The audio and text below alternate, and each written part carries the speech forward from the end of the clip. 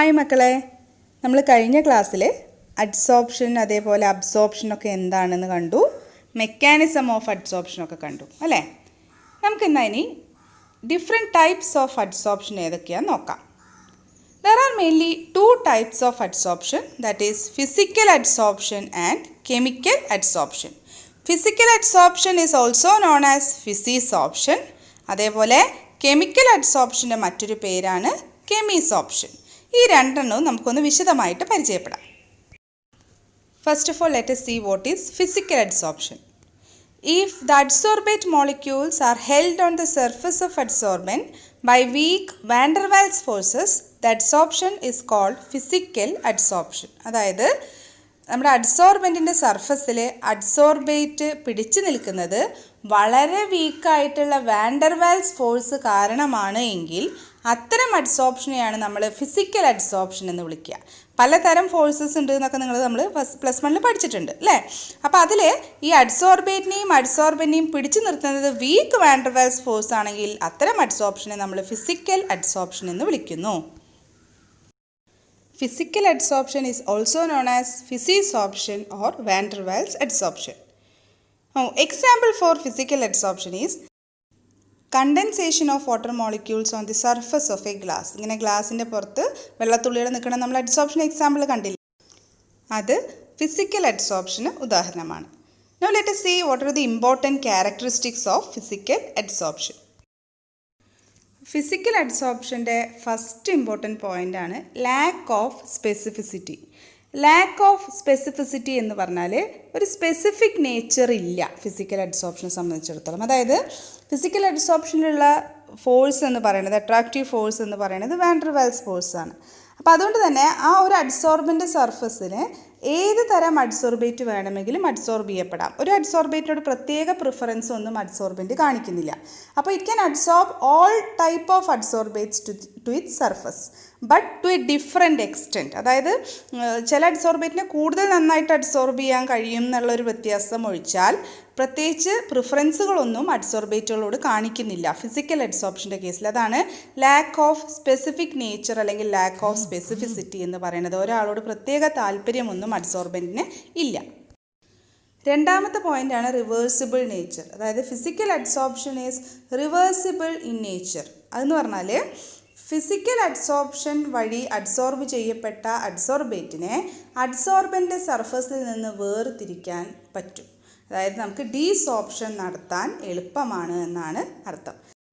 അതിനുള്ള കാരണം എന്താണെന്ന് വെച്ചാൽ ഇവരുടെ ഇടയിലുള്ളത് അഡ്സോർബൻറ്റിൻ്റെ ഇടയിലുള്ളത് വളരെ വീക്കായിട്ടുള്ള വാൻഡർവാൽസ് ഫോഴ്സാണ്.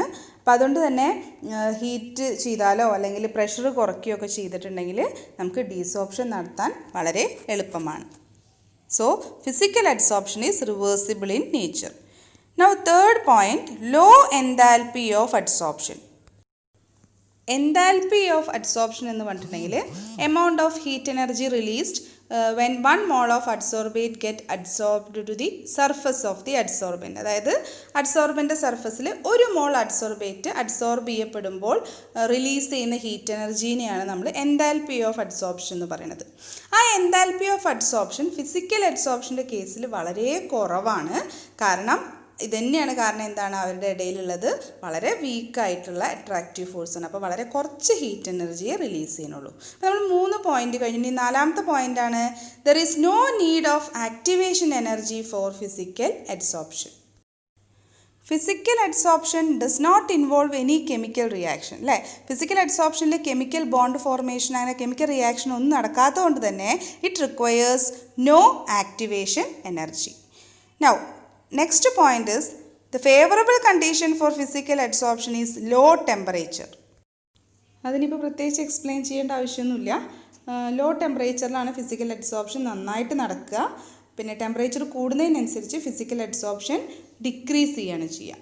Now the last important point is physical adsorption forms multi-molecular layers. Multi molecular layers എന്ന് പറഞ്ഞിട്ടുണ്ടെങ്കിൽ ഒന്നിലധികം ലെയേഴ്സ് ഉണ്ടാക്കുക. ഒരു ലെയർ ഉണ്ടായാൽ പിന്നെ അതിൻ്റെ പുറത്ത് പിന്നെയും അഡ്സോർപ്ഷൻ നടക്കുക. അങ്ങനെ പല പല ലെയേഴ്സിലായിട്ട് അഡ്സോർപ്ഷൻ പോസിബിളാണ് ഫിസിക്കൽ അഡ്സോർപ്ഷൻ്റെ കേസിൽ. അപ്പോൾ ഇതാണ് ഫിസിക്കൽ അഡ്സോർപ്ഷൻ്റെ കുറച്ച് പ്രധാനപ്പെട്ട characteristic features. Lack of specific nature, reversible nature, low enthalpy of adsorption, no need of activation energy, low temperature is favourable and forms multi molecular layers. ഇനി നമുക്ക് അടുത്ത അഡ്സോർപ്ഷനിലേക്ക് പോവാം. Chemical adsorption. If the adsorbate molecules are held on the surface of the adsorbent by strong chemical bonds, the adsorption is called chemical adsorption. അപ്പോൾ അഡ്സോർബേറ്റും അഡ്സോർബൻറ്റും തമ്മിൽ chemical bond വഴിയാണ് link ചെയ്തിരിക്കണമെന്നുണ്ടെങ്കിൽ അത്തരം അഡ്സോർപ്ഷനെയാണ് നമ്മൾ കെമിക്കൽ അഡ്സോർപ്ഷൻ എന്ന് പറയുക. ഫിസിക്കൽ അഡ്സോർപ്ഷനിൽ അവർ അട്രാക്റ്റീവ് ഫോഴ്സ് എന്ന് പറയുന്നത് വാൻഡർവാൽസ് force ആയിരുന്നു. ഇവിടെ ഇവർ തമ്മിൽ കണക്ട് ചെയ്യണത് വളരെ സ്ട്രോങ് ആയിട്ടുള്ള കെമിക്കൽ ബോണ്ടാണ്. അപ്പോൾ നമുക്കിനി ഈ കെമിക്കൽ അഡ്സോർപ്ഷൻ്റെ വളരെ പ്രധാനപ്പെട്ട ഫീച്ചേഴ്സ് എന്തൊക്കെയാണെന്ന് നോക്കാം. First point is high specificity. That is chemisorption is highly specific in nature. അതായത് അഡ്സോർബൻറ്റിൻ്റെയും അഡ്സോർബേറ്റിൻ്റെയും ഇടയിൽ ഒരു കെമിക്കൽ ബോണ്ട് ഫോർമേഷനുള്ളൊരു സാധ്യത ഉണ്ടെങ്കിൽ മാത്രമേ അവിടെ കെമിക്കൽ അഡ്സോർപ്ഷൻ പോസിബിൾ ആവുകയുള്ളൂ. അല്ലാതെ നമ്മുടെ ഫിസിക്കൽ അഡ്സോർപ്ഷൻ്റെ പോലെ ഏതെങ്കിലും അഡ്സോർബേറ്റിനൊന്നും അഡ്സോർബൻറ്റ് അഡ്സോർബ് ചെയ്യില്ല. ഒരു കെമിക്കൽ ബോണ്ട് ഫോർമേഷനുള്ളൊരു സാധ്യത ഉണ്ടെങ്കിൽ മാത്രമേ കെമിക്കൽ അഡ്സോർപ്ഷൻ നടക്കുകയുള്ളൂ. Next point is chemical adsorption is irreversible in nature. അതായത് കെമിക്കൽ അഡ്സോർപ്ഷൻ നടക്കുമ്പോൾ ഈ അഡ്സോർബേറ്റും അഡ്സോർബൻറ്റും ബോണ്ട് ഫോം ചെയ്ത് ഒരു പുതിയ കോമ്പൗണ്ട് ഉണ്ടാവുന്നുണ്ട് അല്ലേ. അങ്ങനെ ഒരു പുതിയ കോമ്പൗണ്ടായിട്ട് മാറുന്നത് കൊണ്ട് ഈ അഡ്സോർബൻ്റെ സർഫസിൽ നിന്ന് പിന്നെ അഡ്സോർബേറ്റിനെ വേർതിരിക്കുക എന്ന് പറയുന്നത് ഒരു നടക്കുന്ന കാര്യമല്ല. അതാണ് പറയുന്നത് ഡീസോർപ്ഷൻ പോസിബിൾ അല്ല കെമിക്കൽ അഡ്സോർപ്ഷൻ്റെ കേസിൽ. Chemical adsorption is irreversible in nature. ഇനി മൂന്നാമത്തെ point high enthalpy of adsorption. Chemical അഡ്സോർപ്ഷൻ്റെ കേസിൽ അഡ്സോർബൻറ്റിൻ്റെയും അഡ്സോർബേറ്റിൻ്റെയും ഇടയിലുള്ളത് വളരെ സ്ട്രോങ് ആയിട്ടുള്ള കെമിക്കൽ ബോണ്ടാണ്, വളരെ സ്ട്രോങ് ആയിട്ടുള്ള അട്രാക്റ്റീവ് ഫോഴ്സാണ്. അപ്പോൾ ഓരോ മോൾ അഡ്സോർബേറ്റ് മോളിക്യൂളും അഡ്സോർബൻറ്റിൻ്റെ സർഫസിൽ പറ്റിപ്പിടിക്കുമ്പോൾ വളരെയധികം ഹീറ്റ് എനർജി റിലീസ് ചെയ്യുന്നുണ്ട്. അതുകൊണ്ടാണ് ഹൈ എൻതാൽപ്പി ഓഫ് അഡ്സോർപ്ഷൻ ആണ് കെമിക്കൽ അഡ്സോർപ്ഷൻ ഉള്ളത് എന്ന് പറയുന്നത്. ഇനി അടുത്ത point high activation energy is needed for chemical adsorption. അതെന്തുകൊണ്ടാണ് നമ്മൾ പറയുക, എന്തുകൊണ്ടാണ് ഹൈ ആക്ടിവേഷൻ എനർജി എന്ന് പറഞ്ഞത്? Chemical adsorption involves A chemical reaction between the adsorbate and adsorbent. അല്ല, അഡ്സോർബൻറ്റിൻ്റെയും അഡ്സോർബേറ്റിൻ്റെയും ഇടയിൽ ഒരു കെമിക്കൽ റിയാക്ഷൻ തന്നെയാണ് നടക്കുന്നത്. അപ്പോൾ ആ കെമിക്കൽ റിയാക്ഷൻ നടക്കുമ്പോൾ എന്ത് വേണം, നമ്മൾ പഠിച്ചിട്ടുണ്ട്, ആക്ടിവേഷൻ എനർജി ഉണ്ടായാലേ ഒരു കെമിക്കൽ റിയാക്ഷൻ നടക്കുകയുള്ളൂ. അപ്പോൾ അതുകൊണ്ട് കെമിക്കൽ അഡ്സോർപ്ഷൻ്റെ കേസിൽ high activation energy is needed. അങ്ങനെ ആക്ടിവേഷൻ എനർജി ആവശ്യമുള്ളത് കൊണ്ട് തന്നെ chemical adsorption is also known as activated adsorption. Chemical അഡ്സോർപ്ഷന് മറ്റൊരു പേരാണ് ആക്ടിവേറ്റഡ് അഡ്സോർപ്ഷൻ. അത് വരാനുള്ള കാരണം കെമിക്കൽ അഡ്സോർപ്ഷൻ നടക്കണമെങ്കിൽ ഹൈ ആക്ടിവേഷൻ എനർജി ആവശ്യമാണ്. അതുകൊണ്ടാണ് അതിനെ നമ്മൾ ആക്ടിവേറ്റഡ് അഡ്സോർപ്ഷൻ എന്നുകൂടി വിളിക്കുന്നത്. ഞാൻ അടുത്ത പോയിൻ്റാണ് high temperature is favourable four chemical adsorption. അതെന്ന് പറഞ്ഞാൽ എന്താണ്, പിന്നെ കെമിക്കൽ അഡ്സോർപ്ഷൻ എപ്പോഴും നടക്കുക ഹൈ ടെമ്പറേച്ചറിലായിരിക്കും. ഈ last point it forms only uni molecular layer. നമ്മൾ ഫിസിക്കൽ അഡ്സോർപ്ഷൻ കണ്ടിരുന്നു, it forms multi molecular layers, പല പല ലെയേഴ്സ് ഉണ്ടാക്കും എന്ന് പറഞ്ഞു. But chemical adsorption only forms uni molecular layer. അപ്പം അതിനുള്ള കാരണം എന്താണെന്ന് വെച്ചാൽ കെമിക്കൽ അഡ്സോർപ്ഷനുള്ള എന്താണ്, സ്ട്രോങ് കെമിക്കൽ ബോണ്ട് ഫോർമേഷനാണ് ഉള്ളതെന്ന് പറഞ്ഞു. അപ്പോൾ അങ്ങനെ ബോണ്ട് ഫോം ചെയ്യണമെങ്കിൽ അഡ്സോർബേറ്റും തമ്മിൽ ഡയറക്റ്റ് കോണ്ടാക്റ്റിൽ വരണം അല്ലേ. അപ്പോൾ ഒരു സമയം അഡ്സോർബൻറ്റിന് ഒറ്റ ലെയർ അഡ്സോർബേറ്റ് ആയിട്ട് മാത്രമേ ഡയറക്റ്റായിട്ട് ബോണ്ട് ഫോർമേഷൻ പോസിബിൾ ആയിട്ടുള്ളൂ. അപ്പോൾ അതുകൊണ്ടാണ് കെമിക്കൽ അഡ്സോർപ്ഷനിൽ ഒറ്റ ലെയർ മാത്രമേ അഡ്സോർപ്ഷൻ നടക്കുകയുള്ളൂ എന്ന് പറയുന്നത്. അപ്പോൾ ഇതൊക്കെയാണ് കെമിക്കൽ അഡ്സോർപ്ഷൻ്റെ പ്രധാനപ്പെട്ട ഫീച്ചേഴ്സ്. ഇനി നമുക്ക് what are the differences between physical adsorption and chemical adsorption എന്ന് നോക്കാം. ഇതിലിനി പ്രത്യേകിച്ച് പറയാനൊന്നുമില്ല. നമ്മളിപ്പോൾ ഇതായിട്ട് പഠിച്ച് ഫിസിക്കൽ അഡ്സോർപ്ഷനും കെമിക്കൽ അഡ്സോർപ്ഷനും ഇമ്പോർട്ടൻ്റ് ആയിട്ടുള്ള ഫീച്ചേഴ്സ് 2 കോളങ്ങളിലാക്കി എഴുതിയെന്നേ ഉള്ളൂ. പക്ഷേ ഇത് എക്സാമിന് സ്ഥിരമായിട്ട് ചോദിക്കുന്ന ഒരു ചോദ്യമാണ്, what are the differences between physical adsorption and chemical adsorption എന്നുള്ളത്. അപ്പോൾ ഇത് പഠിക്കാൻ വേണ്ടിയിട്ട് ഒരു എളുപ്പ വഴി ഞാൻ പറയാം. അതായത് എക്സാമിന് എഴുതുമ്പോൾ അങ്ങോട്ടും ഇങ്ങോട്ടും പോയിന്റ് മാറിപ്പോവാതിരിക്കാൻ വേണ്ടിയിട്ട് ഫിസിക്കൽ അഡ്സോർപ്ഷൻ കെമിക്കൽ അഡ്സോർപ്ഷനും പോയിന്റ് മാറിപ്പോവാതിരിക്കാൻ വേണ്ടിയിട്ട്. ഫിസിക്കൽ അഡ്സോർപ്ഷൻ വളരെ പാവമായിട്ട് അധികം സ്ട്രിക്റ്റ് ഒന്നും അല്ലാത്ത ഒരാളാണ് ഫിസിക്കൽ അഡ്സോർപ്ഷൻ. കെമിക്കൽ അഡ്സോർപ്ഷൻ ആണെങ്കിലോ വളരെ സ്ട്രിക്റ്റായിട്ട് വളരെയധികം ഒരു വിട്ടുവീഴ്ചയും ചെയ്യാത്ത ഒരാളാണ് കെമിക്കൽ അഡ്സോർപ്ഷൻ. അങ്ങനെ ചിന്തിച്ചൊന്ന് പഠിച്ചു നോക്കൂ, അപ്പോൾ മനസ്സിലാവും പല പോയിന്റുകളും നമുക്ക് എളുപ്പമാണ് പഠിക്കാൻ. അതായത് physical adsorption caused by weak van der Waals forces, ഇത് റിവേഴ്സിബിൾ ആണ്, അത്ര സ്പെസിഫിക് ഒന്നുമല്ല ആൾ, അതിൻ്റെ എൻതാൽപ്പി ഓഫ് അഡ്സോർപ്ഷൻ ലോ ആണ്, ആക്ടിവേഷൻ എനർജി വേണ്ട, ടെമ്പറേച്ചർ ലോ മതി, എത്ര ലെയർ വേണമെങ്കിലും ഉണ്ടാക്കും. പക്ഷേ കെമിക്കൽ അഡ്സോർപ്ഷനോ വളരെ സ്ട്രോങ് ബോണ്ട് വേണം, പിന്നെ ഇറിവേഴ്സിബിൾ ആണ്, വളരെയധികം സ്പെസിഫിക് ആണ്, അഡ്സോർപ്ഷൻ എൻതാൽപ്പി ഹൈ ആണ്, ആക്ടിവേഷൻ എനർജി എന്തായാലും നിർബന്ധമാണ്, ടെമ്പറേച്ചർ ഹൈ വേണം, ഒറ്റ ലെയർ ഉണ്ടാക്കുള്ളൂ. അങ്ങനെ ഒരുപാട് സ്ട്രിക്റ്റ് ആയിട്ടുള്ള ആളാണ് കെമിക്കൽ അഡ്സോർപ്ഷൻ. ഫിസിക്കൽ അഡ്സോർപ്ഷൻ ആണെങ്കിൽ പച്ചപ്പാവാണ്. അപ്പോൾ ആ രീതിയിൽ ചിന്തിച്ചാൽ നമുക്ക് പിന്നെ അങ്ങോട്ടും ഇങ്ങോട്ടും മാറിപ്പോവാതെ പോയിൻറ്റ്സ് എഴുതാം കേട്ടോ. അപ്പോൾ ഇതൊന്ന് എഴുതിയെടുത്തോളൂ കേട്ടോ.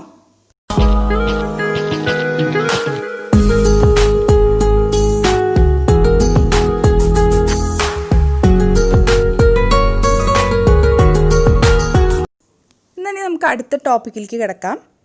ഈ അഡ്സോർപ്ഷൻ ഇഫക്റ്റ് ചെയ്യുന്ന പലതരം ഫാക്ടേഴ്സ് ഉണ്ട്. അതായത് nature of the adsorbate, nature of the adsorbent, pressure, temperature etcetera. അതിൽ പ്രഷർ എന്ന് പറയുന്നത് വളരെ പ്രധാനപ്പെട്ടൊരു ഫാക്ടറാണ്. പ്രത്യേകിച്ച് ഗ്യാസസിൻ്റെ കേസിലാണ് പ്രഷറിന് വളരെയധികം ഇമ്പോർട്ടൻസ് ഉള്ളത്. അപ്പോൾ the adsorption of a gas generally increases with increase of pressure at constant temperature. അതായത് പ്രഷർ കൂടുന്നതിനനുസരിച്ച് പിന്നെ ഗ്യാസിൻ്റെ അഡ്സോർപ്ഷൻ കൂടുന്നതായിട്ടാണ് കാണാൻ സാധിച്ചത്. അപ്പോൾ ഇങ്ങനെ എക്സ്റ്റെൻറ്റ് ഓഫ് അഡ്സോർപ്ഷനും അതേപോലെ തന്നെ പ്രഷറും തമ്മിലുള്ള റിലേഷൻ അറ്റ് കോൺസ്റ്റൻറ്റ് ടെമ്പറേച്ചർ, അതിനെയാണ് നമ്മൾ അഡ്സോർപ്ഷൻ ഐസോതേംസ് എന്ന് പറയുന്നത്. അപ്പോൾ നമ്മുടെ നെക്സ്റ്റ് ടോപ്പിക്കാണ് അഡ്സോർപ്ഷൻ ഐസോതേംസ്. അപ്പോൾ ഡെഫിനേഷൻ നോക്കൂ. The variation of extent of adsorption with pressure at constant temperature is called adsorption isotherm. അപ്പം നമ്മൾ ഓർക്കണം, ഐസോതേം എന്ന് പറഞ്ഞ വാക്കിൻ്റെ അർത്ഥം എന്താണ്? കോൺസ്റ്റൻറ്റ് ടെമ്പറേച്ചർ എന്നാണ് അല്ലേ. അപ്പോൾ കോൺസ്റ്റൻറ്റ് ടെമ്പറേച്ചറിൽ പ്രഷറിനനുസരിച്ച് അഡ്സോർപ്ഷൻ്റെ എക്സ്റ്റെൻറ്റിൽ വരുന്ന വേരിയേഷനെയാണ് നമ്മൾ, ആ കെർവിനെയാണ് ശരിക്കും നമ്മൾ അഡ്സോർപ്ഷൻ ഐസോതേം, നമ്മൾ വരയ്ക്കുന്ന ഗ്രാഫിനെയാണ് അഡ്സോർപ്ഷൻ ഐസോതേം എന്ന് പറയുന്നത്. അപ്പോൾ പ്രധാനമായിട്ടും രണ്ട് തരം അഡ്സോർപ്ഷൻ ഐസോതേമുകളാണ് ഉള്ളത്. ഫ്രെൻഡ്ലിച്ച് അഡ്സോർപ്ഷൻ ഐസോതേമും ലാംഗ്മീർ അഡ്സോർപ്ഷൻ ഐസോതേമും. നമ്മൾ പഠിക്കാൻ പോണത് ഫ്രെൻഡ്ലിച്ച് അഡ്സോർപ്ഷൻ ഐസോതേമിനെ കുറിച്ചാണ്. അപ്പോൾ കോൺസ്റ്റൻറ്റ് ടെമ്പറേച്ചറിൽ പ്രഷറും അതേപോലെ എക്സ്റ്റെൻറ്റ് ഓഫ് അഡ്സോർപ്ഷൻ തമ്മിലുള്ള ഒരു നല്ലൊരു റിലേഷൻ നമുക്ക് പറഞ്ഞു തരുന്ന ആളാണ് ഫ്രെൻഡ്ലിച്ച് എന്ന് പറയുന്നത്. ഫ്രെൻഡ്ലിച്ച് ഒരു ജർമ്മൻ കെമിസ്റ്റാണ്. അപ്പോൾ അദ്ദേഹം ആ ഒരു ഇക്വേഷൻ ഉപയോഗിച്ചുകൊണ്ട് ഒരു ഐസോതേം കാണിച്ചിട്ടുണ്ട്, ഇത് കർവ് വരച്ചിട്ടുണ്ട്. ആ ഒരു കർവിനെയാണ് നമ്മൾ ഫ്രെൻഡ്ലിച്ച് അഡ്സോർപ്ഷൻ ഐസോതേം എന്ന് പറയുന്നത്. അപ്പോൾ അദ്ദേഹം തന്ന ഇക്വേഷൻ ഇതാണ്: x/m is equal to Kp⁻⁴. x/m is equal to Kp⁻⁴. ഇതിൽ ഓരോ ടേംസും എന്തൊക്കെയാണെന്ന് നമുക്ക് നോക്കാം. എക്സ് എന്ന് പറഞ്ഞിട്ടുണ്ടെങ്കിൽ mass of the gas adsorbed, adsorb ചെയ്യപ്പെട്ട അല്ലെങ്കിൽ അഡ്സോർബേറ്റ് ആയിട്ടുള്ള ഗ്യാസിൻ്റെ മാസിനെയാണ് എക്സ് എന്ന് പറയുന്നത്. And M is mass of adsorbent. M എന്ന് പറഞ്ഞിട്ടുണ്ടെങ്കിൽ അഡ്സോർബെൻറ്റിൻ്റെ മാസ്. പി എന്ന് പറഞ്ഞാൽ പ്രഷർ, കെ എന്നും കോൺസ്റ്റൻറ്റുകളാണ്. The values of both K and N depends upon the nature of the adsorbent and the adsorbate. ഇനി നോക്കൂ, ഈ എക്സ് എന്ന് പറയുന്നത് mass of the gas adsorbed ആണ്, എം എന്ന് പറഞ്ഞാൽ മാസ് ഓഫ് അഡ്സോർബൻ്റ് ആണ്. അപ്പോൾ x/m എന്ന് പറഞ്ഞാൽ എന്താണ്? എക്സ്റ്റെൻറ്റ് ഓഫ് അഡ്സോർപ്ഷൻ, അതായത് യൂണിറ്റ് മാസ് ഓഫ് അഡ്സോർബൻ്റെ മേലെ എത്രത്തോളം ഗ്യാസ് അഡ്സോർബ് ചെയ്തു, അതിനെയാണ് നമ്മൾ എക്സ്റ്റെൻറ്റ് ഓഫ് അഡ്സോർപ്ഷൻ എന്ന് വിളിക്കുന്നത്. അതായത് മലയാളത്തിൽ നമ്മൾ പറഞ്ഞിട്ടുണ്ടെങ്കിൽ എത്രത്തോളം അഡ്സോർപ്ഷൻ നടന്നു എന്നത് നമുക്ക് പറഞ്ഞിരുന്ന ടേമാണ് x/m എന്ന് പറയുന്നത്. ഇനി നമുക്ക് ഈ ഇക്വേഷൻ്റെ ഗ്രാഫിക്കൽ ഇൻ്റർപ്രിറ്റേഷൻ ഒന്ന് നോക്കാം. ഈ ഒരു ഇക്വേഷൻ ഉപയോഗിച്ച് അദ്ദേഹം ഒരു ഐസോതേം, അതായത് ഒരു കർവ് തയ്യാറാക്കിയിട്ടുണ്ട്. അത് നമുക്ക് എങ്ങനെയാണെന്ന് നോക്കാം. അപ്പോൾ ഈ ഗ്രാഫ് ഒന്ന് നോക്കി നോക്കൂ. ഇത് കണ്ടാൽ തന്നെ നമുക്ക് മനസ്സിലാവുന്നുണ്ട്, ഈ പ്രഷർ വേരി ചെയ്യുന്ന, പ്രഷർ കൂടുന്നതിനനുസരിച്ച് x/mൻ്റെ വാല്യൂ കണ്ടില്ലേ, ഇങ്ങനെ കൂടി കൂടി വരികയാണ് അല്ലേ. അങ്ങനെ കൂടി കൂടി വന്നിട്ട് ഒരു പർട്ടിക്കുലർ പ്രഷർ പി ഇത് എവിടെ എത്തുമ്പോൾ എന്ത് സംഭവിക്കുന്നു? x/m reaches a maximum value. ഇതിന് ഏറ്റവും പരമാവധി വാല്യൂ അതാണ്. അത് കഴിഞ്ഞ് കഴിഞ്ഞാൽ പിന്നെ അത് കോൺസ്റ്റൻ്റ് ആണ്. അങ്ങനെ x/mന് മാക്സിമം വാല്യൂ കിട്ടുന്ന ആ പ്രഷറിൻ്റെ വാല്യൂവിനെയാണ് നമ്മൾ PS അല്ലെങ്കിൽ saturation pressure or equilibrium pressure എന്ന് പറയുന്നത്. അതിനുശേഷം കോൺസ്റ്റൻ്റ് ആണ് x/mൻ്റെ വാല്യൂ എന്ന് പറഞ്ഞു. അതായത് അതിൻ്റെ അർത്ഥം ആ ഒരു പർട്ടിക്കുലർ വാല്യൂവിന് ശേഷം pressure has no effect on adsorption. ഇതാണ് ഈ ഒരു ഐസോതേം അല്ലെങ്കിൽ ഈ കർവിനെയാണ് നമ്മൾ ഫ്രണ്ട്ലിഷ് അഡ്സോർപ്ഷൻ ഐസോതേം എന്ന് വിളിക്കുന്നത്. ഇനി ഈ ഗ്രാഫിൽ ശ്രദ്ധിക്കേണ്ട മറ്റൊരു കാര്യം, ഈ A വരെയുള്ള ഈ പോയിന്റ് ഉണ്ടല്ലോ, അവിടെ നമ്മൾ പ്രഷർ വളരെ ലോ ആയിരിക്കുന്ന സമയത്ത് at low pressures we can see that the graph is nearly a straight line അല്ലേ, ഏകദേശം ഒരു സ്ട്രെയിറ്റ് ലൈൻ പോലുള്ളൊരു ഗ്രാഫാണത്. അപ്പോൾ 1/nൻ്റെ വാല്യൂ എന്ന് പറയുന്നത് ഇറ്റ് ഈസ് ഈക്വൽ ടു 1. അതുകൊണ്ടാണ് അവിടെ x/m is equal to Kp എന്ന് വന്നത്. 1/nൻ്റെ വാല്യൂ 1 ആയതുകൊണ്ട്. അപ്പോൾ നമുക്ക് പറയാം at low pressures what is happening, x/m is directly proportional to pressure അല്ലേ. x/m equal to K into P. K ഒരു കോൺസ്റ്റൻ്റ് ആണ്. അപ്പോൾ x/m is directly proportional to pressure. ഇനി ആ B എന്ന് പറയുന്ന പോയിന്റിന് ശേഷമുള്ള ഭാഗം എന്താണ്, അവിടെ കോൺസ്റ്റൻ്റ് ആയിട്ട് വരികയാണ് അല്ലേ. അവിടെ എന്താ സംഭവിക്കുന്നത്, 1/nൻ്റെ വാല്യൂ ഈസ് ഈക്വൽ ടു 0. അതായത് x/m equal to Kp raise to 0. P raise to 0 എന്ന് പറഞ്ഞാൽ 1 ആണ്. അപ്പോൾ x/m ഈക്വൽ ടു K, അതായത് x/m is a constant. So at high pressures 1/n is equal to 0. ഇനി എയുടെയും ബിയുടെയും ഇടയിലുള്ള പോയിന്റ് നോക്കൂ. അവിടെ 1/nൻ്റെ വാല്യൂ എന്ന് പറയുന്നത് it is in between 0 and 1. അപ്പോൾ ഈ 1/nൻ്റെ വാല്യൂ കോൺസ്റ്റൻ്റ് ആണെന്ന് പറഞ്ഞു. അതിൻ്റെ value is in between 0 and 1. Maximum value 1ഉം മിനിമം വാല്യൂ 0യും ആണ് 1/nന് ഉണ്ടാവുക. എന്നാൽ നമുക്ക് അടുത്ത ടോപ്പിക്കിലേക്ക് കിടക്കാം. Let us see what are the applications of adsorption. Activated charcoal is used in gas mask to adsorb poisonous gases. അപ്പോൾ കോൾ മൈൻസിലൊക്കെ നമ്മൾ ഉപയോഗിക്കുന്ന ഗ്യാസ് മാസ്കുകളിലും അതേപോലെ ഏതെങ്കിലും പോയിസണസ് ഗ്യാസൊക്കെ ആയിട്ട് നമുക്ക് ഇൻ്റർഫിയർ ചെയ്യേണ്ടി വരുമ്പോൾ അത് നമ്മുടെ ശരീരത്തിലേക്ക് കിടക്കാതിരിക്കാൻ വേണ്ടിയിട്ട് നമ്മൾ ഉപയോഗിക്കുന്ന മാസ്കുകളിലെ ഒരു പ്രധാനപ്പെട്ട കണ്ടൻറ്റാണ് ആക്ടിവേറ്റഡ് ചാർക്കോൾ. ആക്ടിവേറ്റഡ് ചാർക്കോൾ എന്ന് പറഞ്ഞാൽ നമ്മുടെ സാധാരണ ചാർക്കോളിൻ്റെ തന്നെ അഡ്സോർബിംഗ് പവർ ഒന്നുകൂടി ഇൻക്രീസ് ചെയ്യിപ്പിച്ചതിനെയാണ് ആക്ടിവേറ്റഡ് ചാർക്കോൾ എന്ന് പറയുന്നത്. അഡ്സോർബിംഗ് പവർ ഇൻക്രീസ് ചെയ്യാൻ വേണ്ടിയിട്ട് പലതരം ട്രീറ്റ്മെൻറ്റ്സ് നടത്താറുണ്ട്. അതായത് ടെമ്പറേച്ചർ കൂട്ടുക, അങ്ങനെ പലതരം ചെയ്യാറുണ്ട്. അപ്പോൾ അങ്ങനെ ആക്ടിവേറ്റ് ചെയ്ത ചാർക്കോളുകളാണ് ഗ്യാസ് മാസ്കുകളിൽ ഉപയോഗിക്കുന്നത്. അതാണ് അഡ്സോർപ്ഷൻ്റെ ഫസ്റ്റ് ആപ്ലിക്കേഷൻ. ഇനി സെക്കൻഡ് ആപ്ലിക്കേഷൻ എന്ന് പറയുന്നത് silica and aluminium gels are used as adsorbents for removing moisture and controlling humidity. എന്തെങ്കിലും ഇലക്ട്രോണിക് എക്യുപ്മെൻറ്റ്സ് മേടിക്കുമ്പോഴോ അല്ലെങ്കിൽ ഷൂസ് പിന്നെ അങ്ങനെ ലെതറിൻ്റെ ഐറ്റംസ് അങ്ങനെയൊക്കെ മേടിക്കുമ്പോൾ നിങ്ങൾ ഇങ്ങനത്തെ ഒരു പാക്കറ്റ് കണ്ടിട്ടുണ്ടാവും ഇല്ലേ, നമ്മൾ ആ ഒരു പാക്കിങ്ങിൻ്റെ ഒപ്പം. അപ്പോൾ ഇതിനാണ് നമ്മൾ സിലിക്ക ജെൽ. അപ്പോൾ ഇതൊക്കെ എന്തിനു ഉപയോഗിക്കണമെന്ന് വെച്ചാൽ അങ്ങനെ ഈർപ്പമൊന്നും ഇല്ലാതിരിക്കാൻ, എന്തെങ്കിലും അറ്റ്മോസ്ഫിയറിലുള്ള മോയ്സ്ചറൊന്നും കാരണം ആ സാധനം കേടുവരാതിരിക്കാൻ വേണ്ടി അത് അഡ്സോർബ് ചെയ്യാനായിട്ടാണ് നമ്മൾ സിലിക്കയും അതേപോലെ അലുമിനിയം ജെല്ലുകളും ഉപയോഗിക്കുന്നത്. അപ്പോൾ അതാണ് രണ്ടാമത്തെ ആപ്ലിക്കേഷൻ. സിലിക്കയും അലുമിനിയം ജെല്ലും ഉപയോഗിക്കുന്നത് മോയ്സ്ചർ റിമൂവ് ചെയ്യാൻ വേണ്ടിയിട്ടാണ്. അതുപോലെ ലബോറട്ടറി വെസൽസിലൊക്കെ ചില എക്സ്പെരിമെൻറ്റ്സ് ഒക്കെ നടത്താൻ തീരെ ഈർപ്പം പാടില്ല. അപ്പോൾ അത്തരം സാഹചര്യങ്ങളിൽ ഈർപ്പം വളരെ കംപ്ലീറ്റ് ആയിട്ട് റിമൂവ് ചെയ്ത് വേക്വം ക്രിയേറ്റ് ചെയ്യാൻ, ശൂന്യത ക്രിയേറ്റ് ചെയ്യാൻ വേണ്ടി നമ്മൾ യൂസ് ചെയ്യുന്നത് ചാർക്കോളാണ്. ഇനി അടുത്ത ആപ്ലിക്കേഷൻ നോക്കൂ. Animal charcoal is used for removal of undesirable colors and odors from gases and solutions. അതായത് ഇപ്പോൾ ഏറ്റവും ബെസ്റ്റ് എക്സാമ്പിൾ നമുക്ക് പറയാൻ പറ്റുന്നതാണ് ഷുഗർ അല്ലേ. ഷുഗർ നിങ്ങൾക്ക് അറിയാം, ഷുഗർ ഇൻഡസ്ട്രിയിൽ ആദ്യം ഷുഗറിൻ്റെ കളർ എന്ന് പറഞ്ഞാൽ ഇതുപോലെ പ്യുവർ വൈറ്റ് ഒന്നുമല്ല. അപ്പോൾ അത്തരം നമുക്ക് ആവശ്യമില്ലാത്ത അൺഡിസൈറബിൾ ആയിട്ടുള്ള ഓഡേഴ്സ് പറഞ്ഞാൽ സ്മെല്ലോ കളറോ ഒക്കെ റിമൂവ് ചെയ്യാൻ വേണ്ടി നമ്മൾ യൂസ് ചെയ്യുന്നത് അനിമൽ ചാർക്കോളാണ്. അപ്പോൾ അത്തരം ആവശ്യമില്ലാത്ത കളറും മണവും ഒക്കെ ഈ അനിമൽ ചാർക്കോൾ അഡ്സോർബ് ചെയ്ത് കളയും. അനിമൽ ചാർക്കോൾ എന്ന് പറഞ്ഞാൽ നമ്മുടെ എല്ല് കരി എന്ന് നമ്മൾ മലയാളത്തിൽ പറയും. അത് ഉപയോഗിക്കുന്നത് ഇതുപോലെ സൊല്യൂഷനിൽ നിന്ന് കളേഴ്സും അതേപോലെ സ്മെല്ലും ഒക്കെ റിമൂവ് ചെയ്യാനാണ്. അഡ്സോർപ്ഷൻ്റെ അടുത്ത ആപ്ലിക്കേഷൻ വരുന്നത് ക്രൊമാറ്റോഗ്രഫിയിലാണ്. ക്രൊമാറ്റോഗ്രഫിയെക്കുറിച്ച് നമ്മൾ പഠിച്ചത് ഓർക്കുന്നുണ്ടോ? +1 പ്യൂരിഫിക്കേഷൻ ടെക്നിക്ക് അതുപോലെ സെപ്പറേഷൻ ടെക്നിക്കൊക്കെയാണ് ഈ ക്രൊമാറ്റോഗ്രഫി എന്ന് പറയുന്നത്. ക്രൊമാറ്റോഗ്രഫിയുടെ പിന്നിലുള്ള പ്രധാനപ്പെട്ട തത്വം എന്ന് പറയുന്നത് അഡ്സോർപ്ഷനാണ്. ഇനി അടുത്ത ആപ്ലിക്കേഷൻ എന്ന് പറയുന്നത് നമ്മൾ ഉപയോഗിക്കുന്ന മരുന്നുകൾ അതിൻ്റെ പ്രവർത്തനം എന്ന് പറയുന്നതും അഡ്സോർപ്ഷനുമായി റിലേറ്റഡ് ആണ്. അതായത് ഈ രോഗത്തിനൊക്കെ കാരണമാവുന്ന ചില രോഗാണുക്കളെ ഈ ഡ്രഗ്സ് റിമൂവ് ചെയ്യുന്നത് അതിനെ അഡ്സോർബ് ചെയ്തിട്ടാണ്. അപ്പോൾ മരുന്നിൽ അഡ്സോർബ് ചെയ്തിട്ടാണ് ജേംസിനെ റിമൂവ് ചെയ്യുന്നത്. അപ്പോൾ അതാണ് നമ്മൾ അടുത്ത ആപ്ലിക്കേഷനായിട്ട് പറയുന്നത് ഇൻ ക്യൂറിങ് ഡിസീസസ്. ഇനി അടുത്ത ആപ്ലിക്കേഷൻ എന്ന് പറയുന്നത് നോബിൾ ഗ്യാസസിൻ്റെ സെപ്പറേഷനിൽ നമ്മൾ കോക്കനട്ട് ചാർക്കോളാണ് ഉപയോഗിക്കുന്നത്.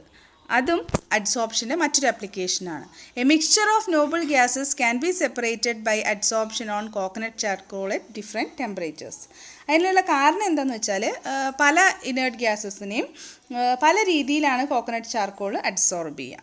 അപ്പോൾ അതുകൊണ്ട് അവരെ ഒരു മിക്സ്ചർ ഓഫ് ഇനേർട്ട് ഗ്യാസസ് തന്നാൽ അവരെ സെപ്പറേറ്റ് ചെയ്യാൻ നമുക്ക് കോക്കനട്ട് ചാർക്കോൾ യൂസ് ചെയ്യാം. ഫ്രോത്ത് ഫ്ലോട്ടേഷൻ പ്രോസസ്സിനെ പറ്റി നമ്മൾ പഠിച്ചിട്ടുണ്ട്, ഓർമ്മയുണ്ടോ?